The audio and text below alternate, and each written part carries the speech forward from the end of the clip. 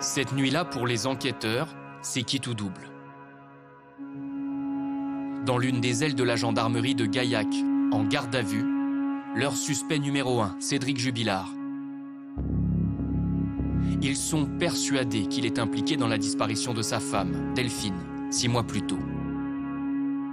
Pour tenter de le faire craquer, ils vont se servir de sa mère, elle aussi en garde à vue. Ils lui ont soumis tous les éléments à charge contre son fils.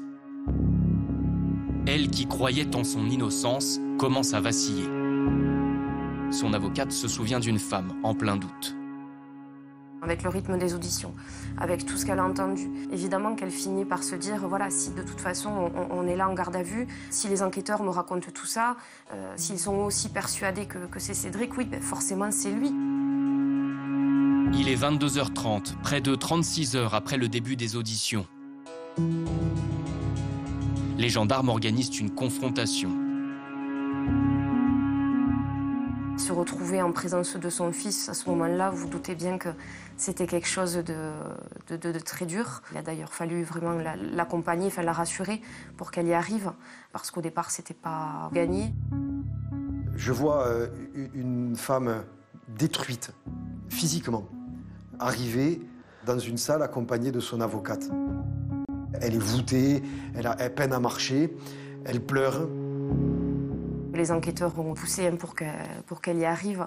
Et je crois que ce qu'ils voulaient tout simplement, c'était que, voilà, sa qualité de mère, elle puisse en tout cas convaincre son fils, si c'était bien lui, d'avouer. Le gendarme abat l'une de ses dernières cartes. Et il lui dit, Madame, vous avez quelque chose à dire à votre fils?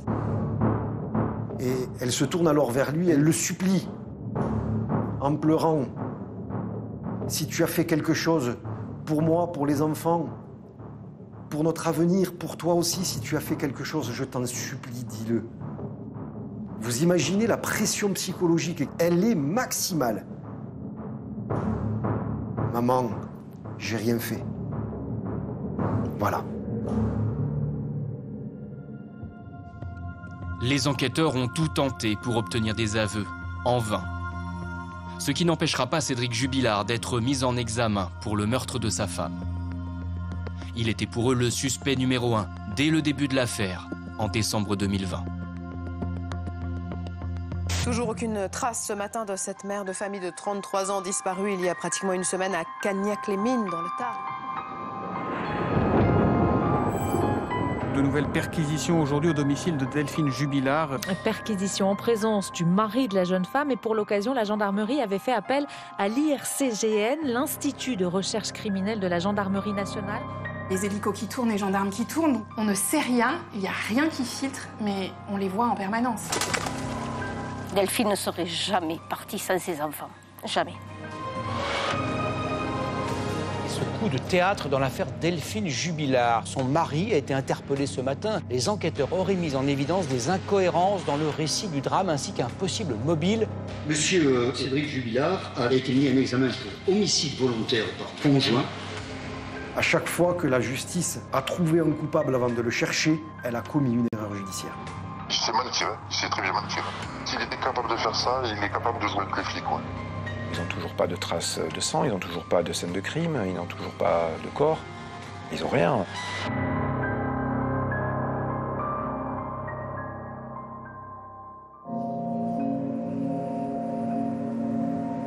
Cagnac-les-Mines, 2500 habitants. Une commune rurale sur les hauteurs d'Albi.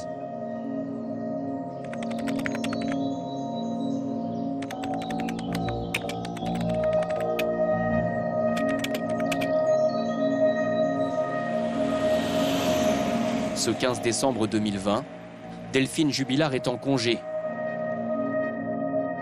Cette infirmière de nuit peut enfin souffler un peu, alors que le pays sort avec précaution de la deuxième vague du Covid. Les mesures de confinement laissent place au couvre-feu. Un Noël presque normal approche.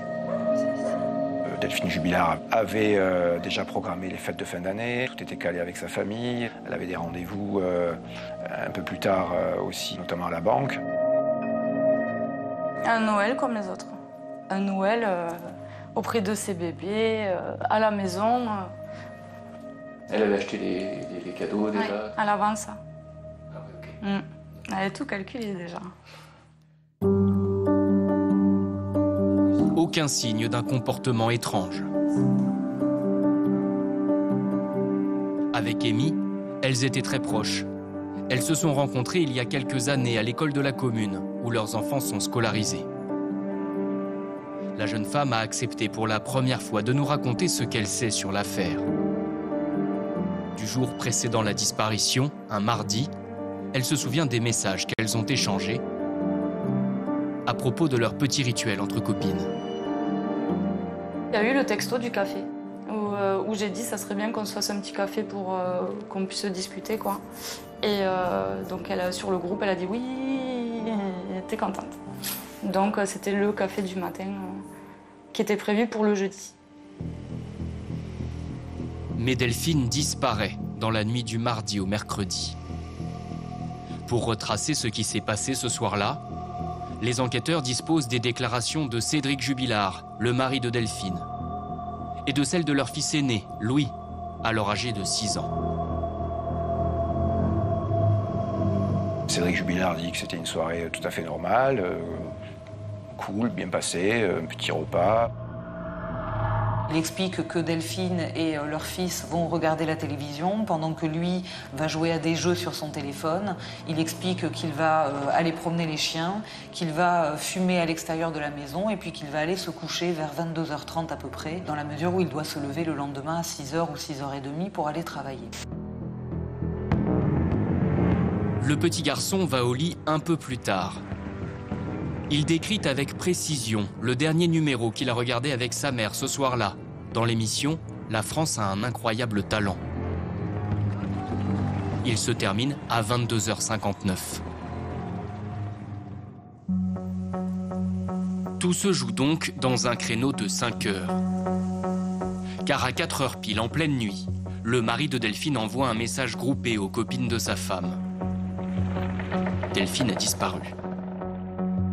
Je l'ai appris par Cédric sur le groupe qu'il avait créé pour son anniversaire, surprise. Où il nous dit tout simplement qu'elle n'est plus à la maison.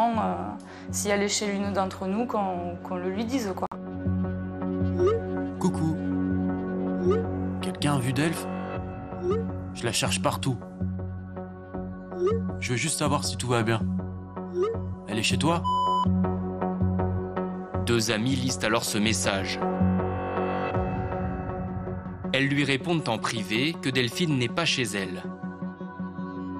9 minutes après cette première alerte, Cédric Jubilard téléphone aux gendarmes. Il pleure, c'est un homme en panique. C'est un homme en panique qui appelle la gendarmerie. Alors il dit qu'il vient de faire le tour de la maison et qu'elle n'est plus là. Qu'il a essayé de la joindre à plusieurs reprises. C'est une conversation assez rapide. Il signale que sa femme a disparu, c'est pas habituel. Il signale également qu'ils sont en instance de divorce, mais d'après lui, ça se passe bien. Deux gendarmes se présentent à leur domicile, à 4h50. Cédric Jubilard les reçoit en pyjama panda. Bon, premier coup d'œil, succinct dans la maison, tout se passe bien, pas de scène de lutte. Sur Cédric Jubilard, il n'y a pas de traces de blessures non plus, et tout paraît en ordre finalement. Les gendarmes inspectent les environs. Au petit matin, aucune trace de Delphine. Son mari a tenté de la joindre près de 200 fois. Vers 8 heures, il se rend à la gendarmerie pour faire sa déclaration de disparition inquiétante. C'est sa première audition. Cédric Jubilard va expliquer qu'il se réveille aux environs de 3h30 du matin parce que sa petite fille est en train de crier parce qu'elle aurait perdu la tétine, donc elle pleure. Delphine n'est pas dans le lit avec lui. Donc il va aller dans le salon, il va constater qu'elle ne s'est pas endormie comme elle le fait parfois sur le canapé en regardant la télévision. Il explique avoir fait le tour de la maison, avoir regardé dehors, avoir constaté que les chiens sont à l'extérieur, ce qui n'est pas habituel puisque la nuit, ils étaient placés dans le garage, surtout l'hiver. Donc tout de suite, ce détail ouvre une piste, c'est-à-dire que peut-être Delphine serait allée promener les chiens à l'extérieur, puis elle aurait peut-être fait une mauvaise rencontre. Une hypothèse qui intrigue les gendarmes, car leur enquête de voisinage leur apprend vite que dans le quartier, on ne voyait jamais Delphine promener les chiens. Michel peut en témoigner. Sa maison est la plus proche de celle des Jubillards. Moi, ça me surprend beaucoup, parce qu'elle ne s'en occupait pas des chiens. C'était Cédric qui s'en occupait. On ne l'a jamais vu sortir les chiens seul le jour. Et donc, ça m'étonnerait qu'elle sorte la nuit. D'autant plus depuis que la chienne avait fait des petits, là, elle était... Je pense que les chiens, elle en avait par-dessus la tête. Pourquoi cette piste improbable? Les enquêteurs se méfient très vite des déclarations de Cédric Jubillard. Ils essaient d'en savoir plus sur le couple. Bon, les gendarmes nous ont questionnés peut-être 4 ou 5 heures, mais on ne sait rien. Le soir, quand les portes sont fermées, ce qui se passe derrière, on ne sait pas. Les gendarmes gardent à l'œil le mari de Delphine. Mais dans l'urgence, ils fouillent Cagnac-les-Mines. Les jardins, les puits, les fossés. Chaque habitant, ou presque, a droit à sa petite visite. Allez, fais toutes les maisons derrière. Je suis au télétravail. Ouais, je me doute, hein. Allez, ciao. Pendant ce temps, l'inquiétude monte petit à petit chez les amis de la disparue. Un procès retentissant vient alors de s'achever à l'autre bout de la France. Il est dans toutes les têtes. Une d'entre nous m'appelle en me parlant de l'affaire Daval, où là, là, je commence un peu à paniquer et à me dire, bon, quand même, ça se passe qu'à la télé, tout ça. Ça peut pas se passer chez nous. Pour nous, elle était sortie, elle s'était fait mal. Et il fallait aller la sortir, peut-être qu'elle était dans un ravin, qu'elle était, je sais pas. Après le travail, on a dit, bon, allez, lampe frontale, on y va, on va la chercher. Donc c'est en arrivant devant chez elle qu'à ce compte-là, là, les gendarmes, du coup, nous ont dit, bon, vous allez être vous aussi auditionnés, du coup. La nouvelle de la disparition se répand dans les environs. Sandrine Morin, journaliste à Albi, se souvient de son premier coup de téléphone aux gendarmes pour en savoir plus. Des disparitions, il y en a très régulièrement. Des hommes, des femmes qui disparaissent quelques heures, quelques minutes, qui sont retrouvés, qui se sont perdus. Donc ma première question, elle est assez honnête et elle dit mais c'est une vraie disparition, c'est vraiment très inquiétant. Et je sens dans la voix du gendarme quand même quelque chose de très particulier, quelque chose qui me dit ouais, on a affaire à quelque chose. Il me dit quelque chose comme ça n'arrive pas tout le temps et on est très présent sur le terrain. Delphine Jubillard est-elle partie volontairement? A-t-elle été enlevée? A-t-elle eu un accident? Les gendarmes vont envisager toutes les pistes. Mais celle qu'ils privilégient, c'est celle de son mari.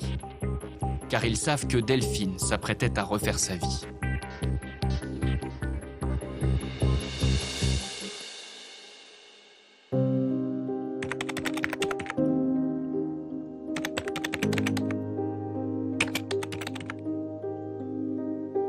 Cédric et Delphine Jubillard, c'est l'histoire d'un couple ordinaire.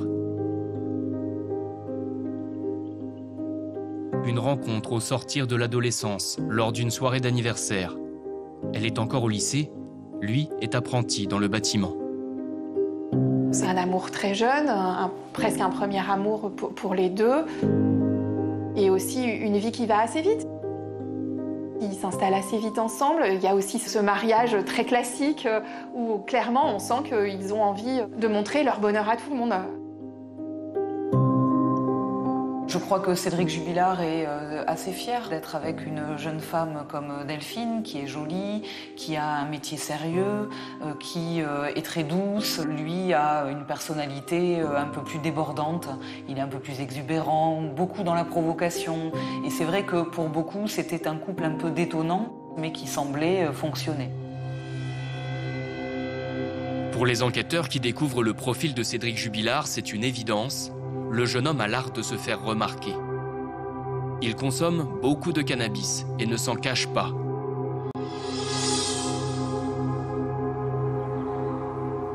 Il se brouille aussi régulièrement avec ses voisins.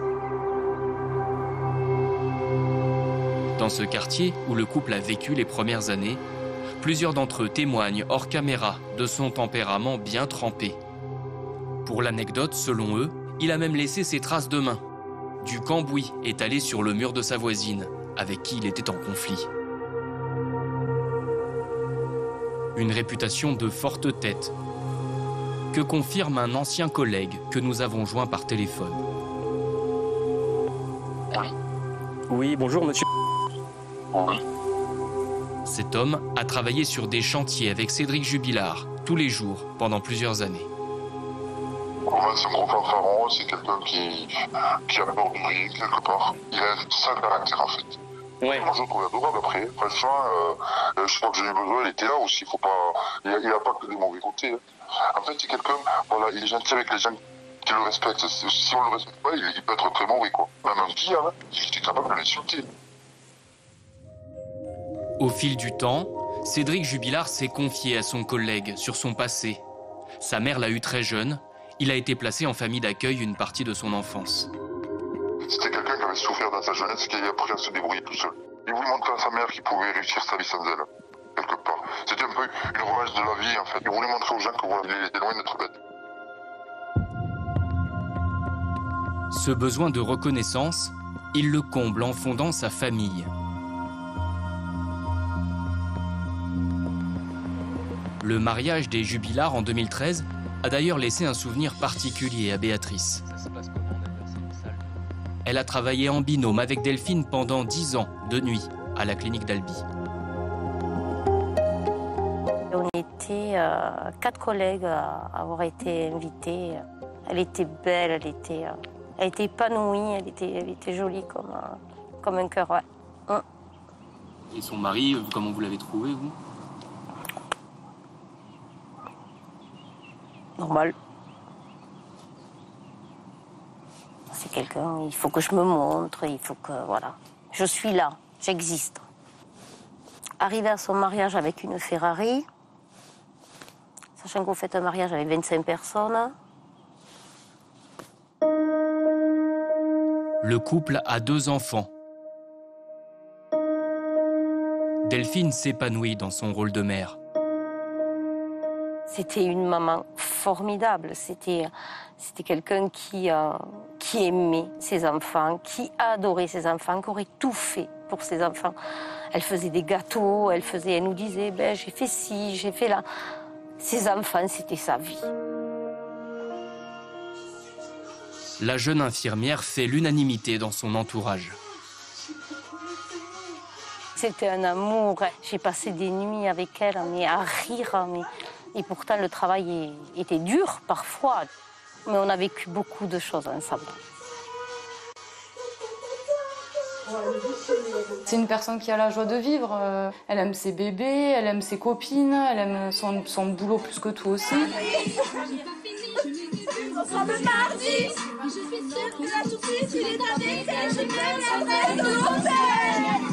Une personnalité à la fois lumineuse et secrète. Elle évoque très peu sa vie de couple avec ses amis. Sa cousine, Mallory, est l'une des rares à qui elle se confiait, parfois. En 2018, j'ai passé une soirée avec elle. On était partis dans un bar-café, dans un café-club, quoi. Et puis, à un moment, je lui ai posé la question. Je disais, toi, ça va, toi, dans ton couple en ce moment? Et elle me dit, non, ça va pas. J'ai envie de divorcer. Au cœur des frictions, cette maison que Cédric Jubilard, artisan plaquiste, avait promis de construire lui-même. Cela fait presque 10 ans que les travaux traînent. La piscine dont il parlait, plus personne n'y croit. À la place, dans le jardin, de la ferraille, des jouets abandonnés, un chantier jamais achevé. Delphine est exaspérée. C'est vrai que cette maison détonne complètement dans le lotissement de Cagnac-les-Mines. et semble avoir cristallisé beaucoup de tensions dans le couple. À l'évidence, ça n'est pas le seul motif de la séparation, mais en tout cas, c'est la partie émergée, je dirais, de l'iceberg. Elle en avait marre, tout simplement, de la maison qui n'avançait pas et de son mari. C'est elle qui rapportait l'argent, c'est elle qui habillait les enfants, c'est elle qui payait le crédit de la maison, qui payait tout, quoi. Plus à s'occuper des enfants, je me rappelle qu'elle le disait souvent. Elle disait, à la maison, j'ai 3 enfants. Delphine lui reproche de ne pas tenir ses engagements au niveau professionnel, de ne pas avoir de CDI. Le couple vacille un petit peu et c'est à ce moment-là que Delphine rencontre celui qui va devenir son amoureux à partir de l'été 2020. Car Delphine a un amant au moment de sa disparition.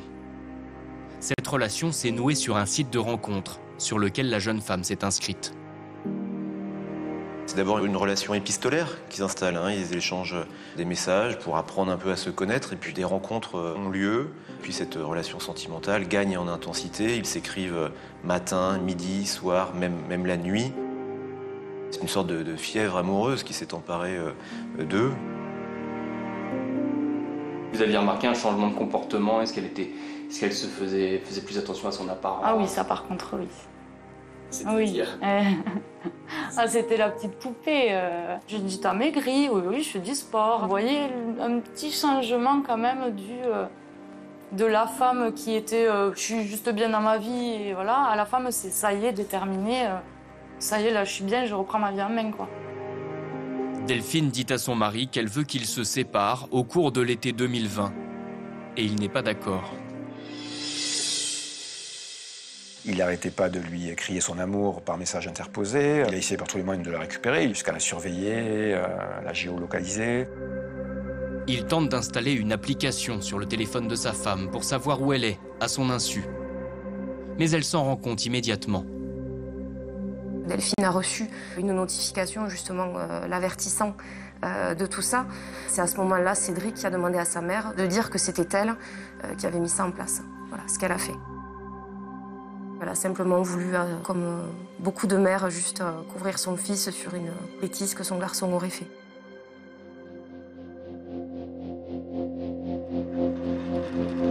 Un homme jaloux qui n'assume pas ce dérapage. Mais cela va plus loin. Ce qui inquiète les enquêteurs, ce sont ces auditions de plusieurs témoins. Au moins 5 personnes rapportent avoir entendu Cédric proférer des menaces de mort à l'encontre de sa femme. Un membre de la famille Jubilard décrit, sur France Bleu, ce climat très pesant. Déjà avant la disparition, vu les tensions et tout, plusieurs fois on l'a entendu dire lui à sa mère, oui je vais la tuer, je vais l'enterrer, personne ne va la retrouver. Elle veut me quitter, elle veut demander le divorce. Donc déjà il savait qu'il allait tout perdre, il savait qu'il allait devoir recommencer de tout le début. Pour lui Delphine c'était elle le pilier, c'était elle qui faisait tout, il avait tout grâce à elle, donc du jour au lendemain se voir perdre tout, ça peut rendre fou un homme. Cédric Jubilard n'a jamais contesté avoir dit « elle m'énerve, j'en peux plus, je vais la tuer ». Il l'a dit sous le coup de la colère. Nous sommes aux environs du mois de septembre. Ce sont des mots effectivement qui sont malheureux, mais qui sont dits dans un contexte de colère, plusieurs mois avant la disparition de Delphine. Delphine avait prévu de partir après les fêtes. Le 15 décembre, elle décide d'ailleurs de clore le compte commun. Cette séparation imminente aurait-elle poussé Cédric Jubilard à s'en prendre à sa femme? Dans l'immédiat, les gendarmes n'ont aucun élément matériel qui leur permettrait de l'interpeller. Ils vont le surveiller de près pendant plusieurs mois.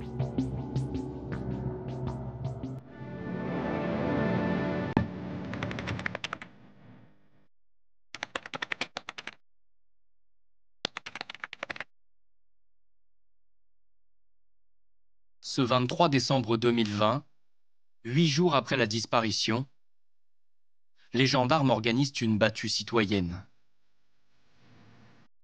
Cédric Jubilard se fait discret.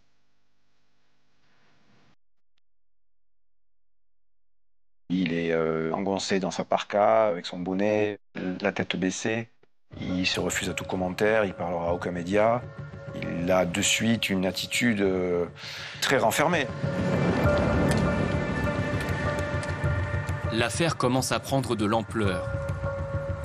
Plus de 1000 personnes convergent des environs à Cagnac-les-Mines. Bonjour, vous êtes combien? Vous êtes 3, 4, mais 4, vous allez partir sur le 4.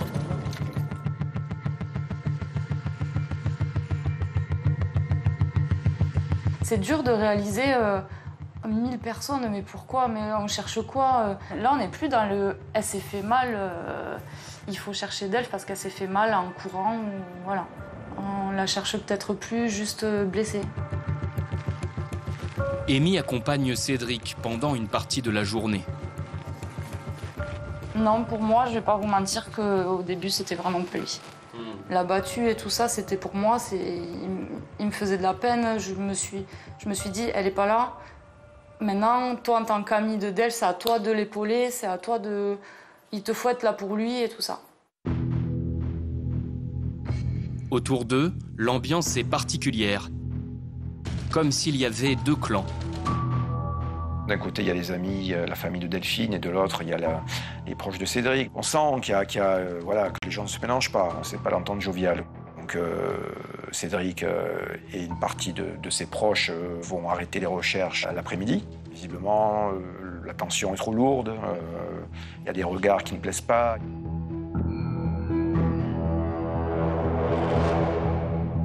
Ces soupçons autour du mari de Delphine, les enquêteurs les renforcent les jours suivants, en revenant fouiller de fond en comble le domicile des Jubilard, placé sous scellé.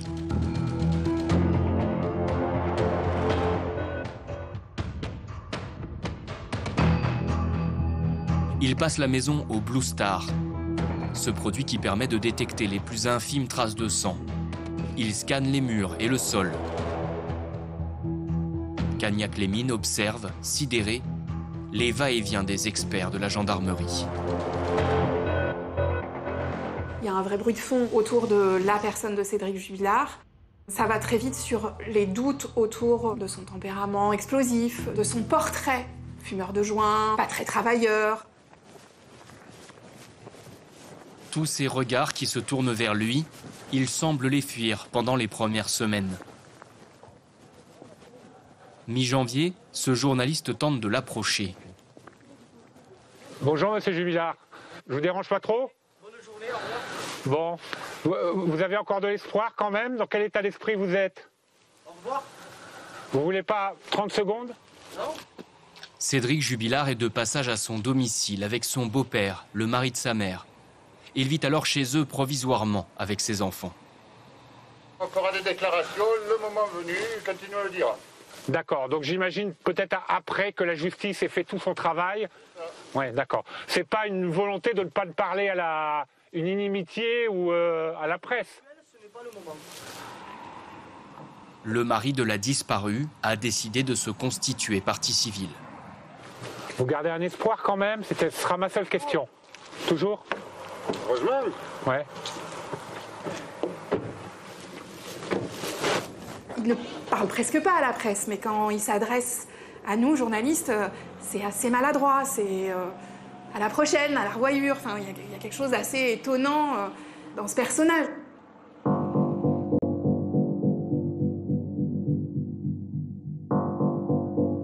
Fin janvier, quand il réintègre son domicile, il construit à la hâte ce mur devant chez lui. Ce mur de parpaing, c'est la carapace de Cédric Jubilard. C'est sa manière de dire ne rentrez pas chez moi, ne me regardez pas chez moi. C'est Cédric qui dit non, je ne vous parlerai pas. Un homme sous pression qui se sait suspect numéro 1. Mais les expertises des gendarmes ne donnent rien, pas plus que leur surveillance étroite. Dès le premier jour, un tracker est placé sur le véhicule de Cédric Jubilard. C'est-à-dire qu'à partir du 16 décembre 2020, on connaît le moindre de ses déplacements. Son téléphone est surveillé H24. Et pendant 6 mois, aucun déplacement n'a été suspect. Il a 6 mois pour faire disparaître des preuves, remettre une scène de crime en ordre ou que sais-je. Il ne fait rien. Ce qui apparaît en revanche, c'est qu'il se fait vite à sa nouvelle notoriété.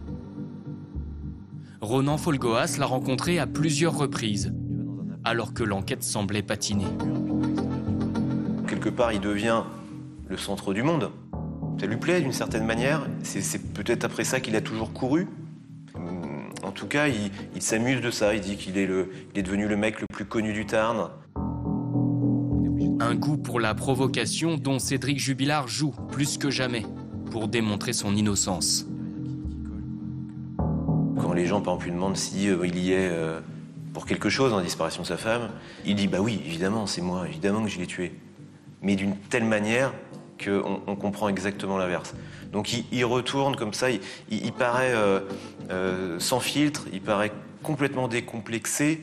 Et du coup, quand on sort d'une discussion avec lui, on se dit non, c'est pas lui. C'est pas lui. Ou alors si c'est lui, il est extrêmement fort. Extrêmement solide.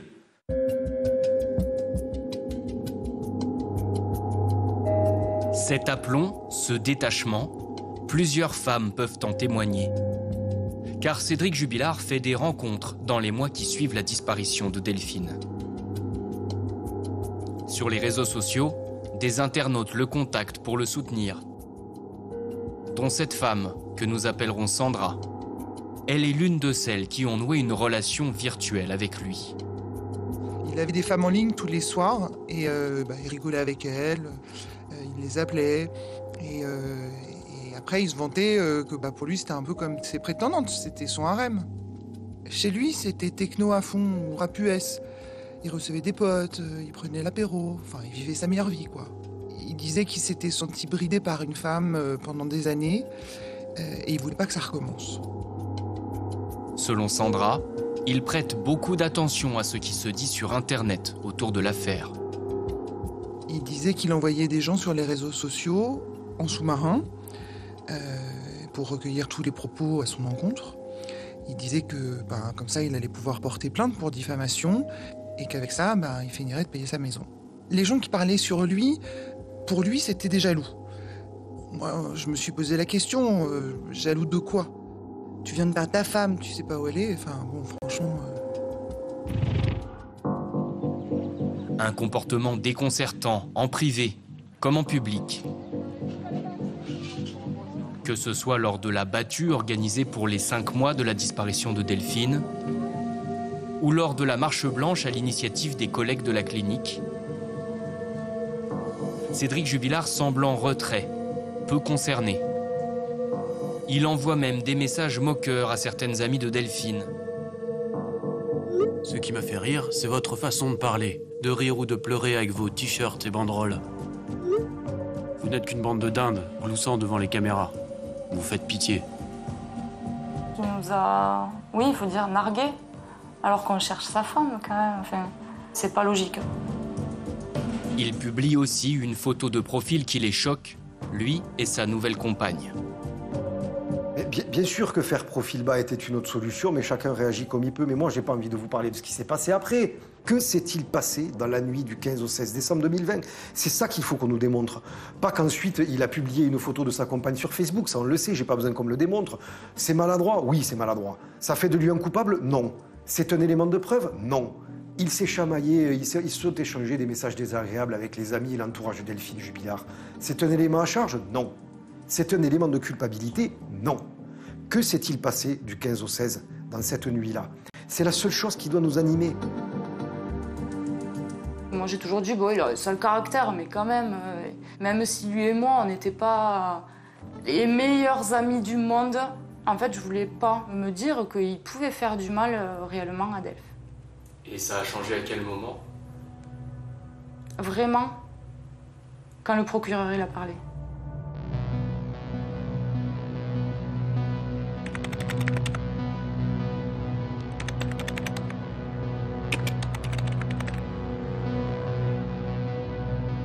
Palais de justice de Toulouse, le 18 juin 2021.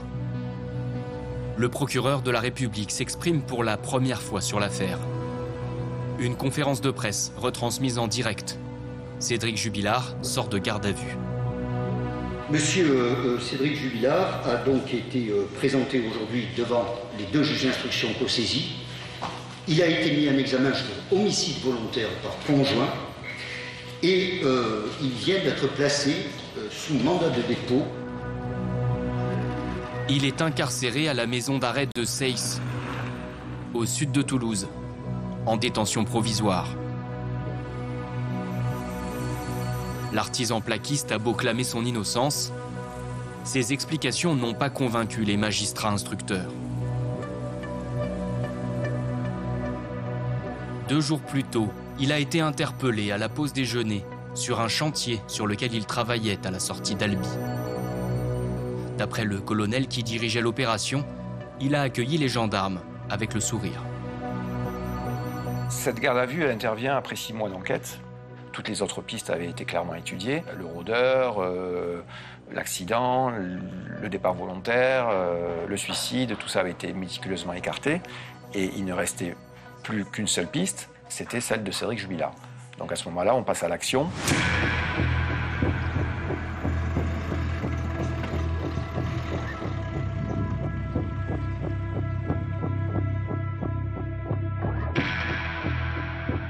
Je suis contacté aux alentours de 13 h ce 16 juin 2021 pour le placement en garde à vue de Cédric Jubilard.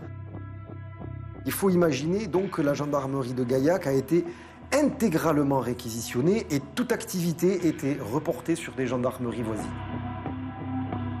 Il y a 3 ailes. Une pour chacun des gardés à vue, Cédric Jubilard, sa mère, son beau-père. Et au centre de tout cela, il y a une bonne dizaine de gendarmes qui visionnent en temps réel ce qui se dit dans chacune des pièces d'audition. C'est un centre opérationnel et qui coordonne les questions qui sont posées aux uns et aux autres. Le numéro de cirque était parfait.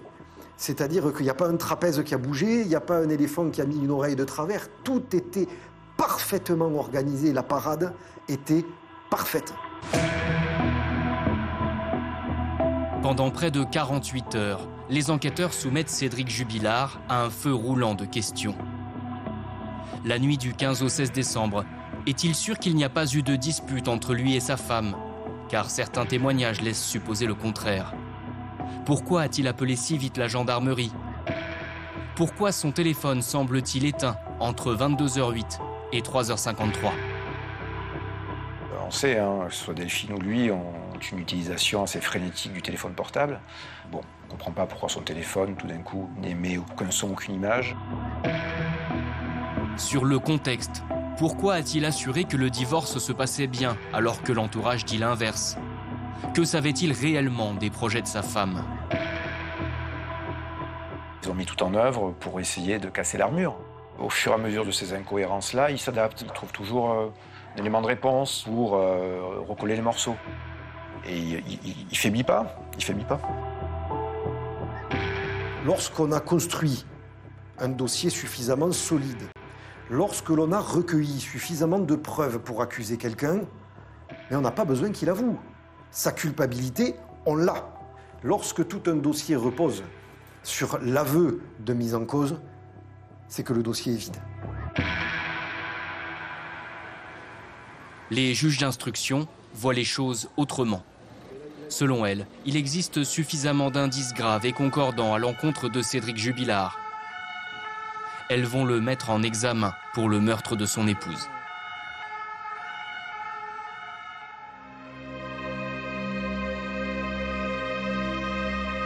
Cagnac-les-Mines retient son souffle l'après-midi même, quand le procureur dévoile certains de ses indices.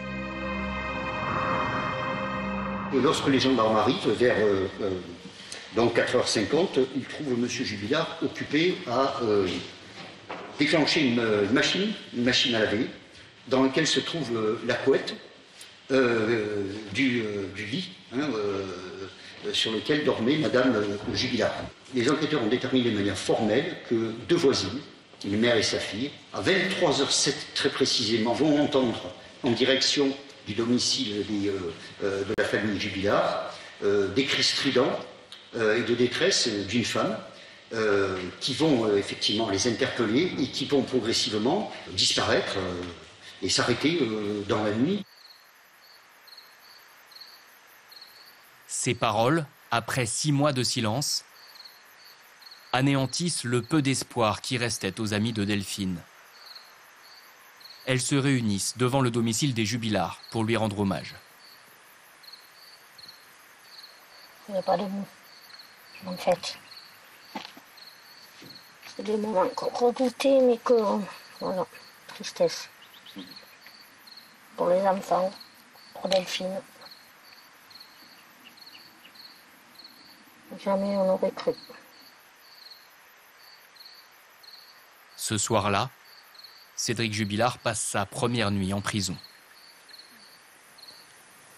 J'aurais préféré croire à son histoire comme quoi elle est partie avant, finalement. Bah, tout le monde plutôt que d'apprendre tout ce qu'on a pu apprendre aujourd'hui, c'est quand même assez... L'aboutissement de la première phase de l'enquête. Mais la bataille judiciaire ne fait que commencer.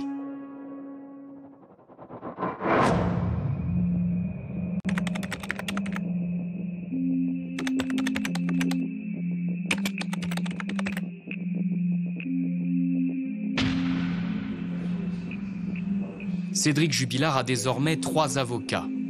Il n'a pas les moyens de les payer, mais ce dossier médiatique les intéresse. Ils ont épluché la procédure, des milliers de pages de procès-verbaux.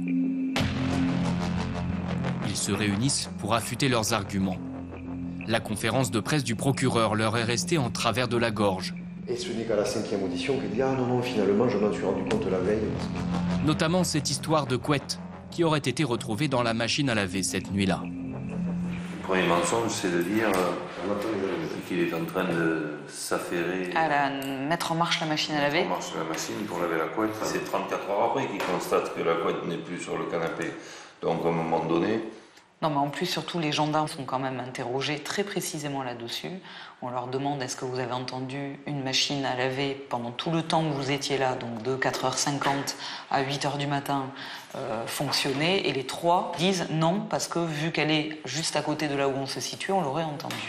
Elle est dans le séjour, enfin, c'est une pièce unique. C'est une pièce unique, ouais. Donc si une machine tourne à ce moment-là, forcément on l'entend. Leur méthode ? Décortiquer point par point les éléments à charge présentés par les enquêteurs. Selon eux, ils font fausse route depuis le départ. Parce que dans leur thèse, si la voiture elle a bougé, c'est qu'ils auraient déplacé le corps, ils ont tout analysé, il n'y a rien. Il n'y a rien. Voilà. Pas le moindre élément. Elle est enterrée au fin fond d'une forêt, il n'y a pas de traces de boue sur les pneus, il n'y a pas de traces de boue sur le tapis de sol, il n'y a pas de traces de boue sur ses chaussures et il n'y a pas de traces de nettoyage non plus parce que s'il avait nettoyé de ses vêtements ou des chaussures roulées, les pneus de la voiture elle n'était pas propre, ça serait étonnant de voir des pneus absolument impeccables. Donc c'est vraiment pas cohérent. Il n'y a absolument rien contre Cédric Jubilard. Le contexte, il est ce qu'il est. Cédric Jubilard est également ce qu'il est. Le problème, c'est que ça n'en fait qu'un coupable idéal à défaut d'autre chose. Mais c'est pas un concours de popularité, la justice. Ça n'est pas ça. Et ça n'est pas suffisant pour maintenir quelqu'un en détention. À la maison d'arrêt de Seyss, Cédric Jubilard est à l'isolement en raison du caractère médiatique de l'affaire. Il peut communiquer par courrier. Il ne reçoit pas de visite, hormis celle de ses avocats.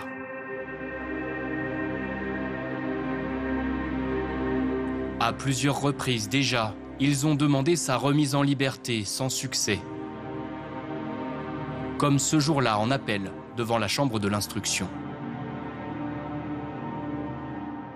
Présent à l'audience, mais très discret, l'un des frères de Delphine. La famille de l'infirmière reste en retrait,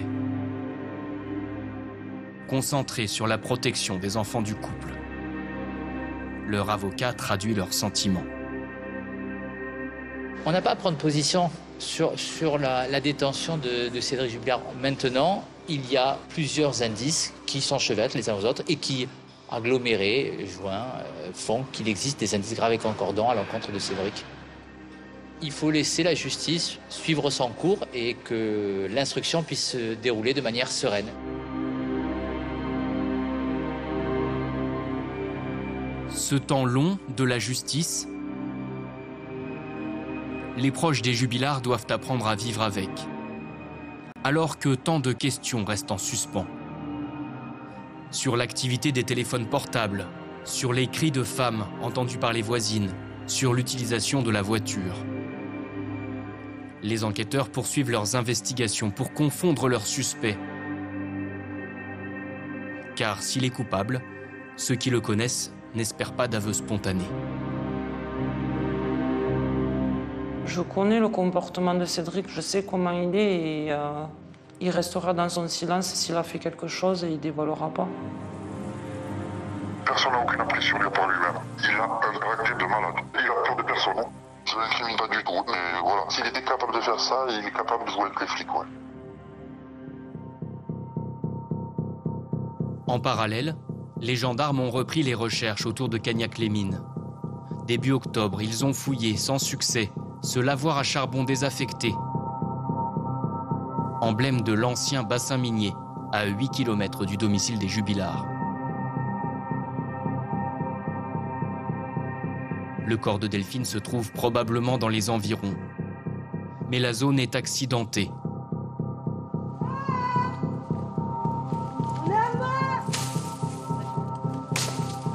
C'est pourquoi les amis de la disparue continuent de ratisser la campagne, chaque semaine. Ça va, c'est loin, t'as vu? Ils examinent la moindre piste. Amy est là, tous les jeudis. Elle mobilise les volontaires qui, parfois, viennent leur prêter main forte. Dans les forêts ou au bord du Tarn. Savoir ce qu'est devenu son ami tourne à l'obsession. Bon, on pense qu'à ça. C'est tout. Franchement, il n'y a même plus de... C'est même plus une vie. C'est se lever le matin à penser tout en elle, se coucher, dormir, t'en rêves la nuit. La chercher, c'est tout ce qu'on peut faire, quoi. Donc, mais oui, c'est démoralisant quand même, à force. Mais ça n'empêche qu'on ne lâchera pas non plus. Ouais. Non, non. Ces recherches, c'est aussi ce qui leur permet de tenir, en attendant de savoir la vérité.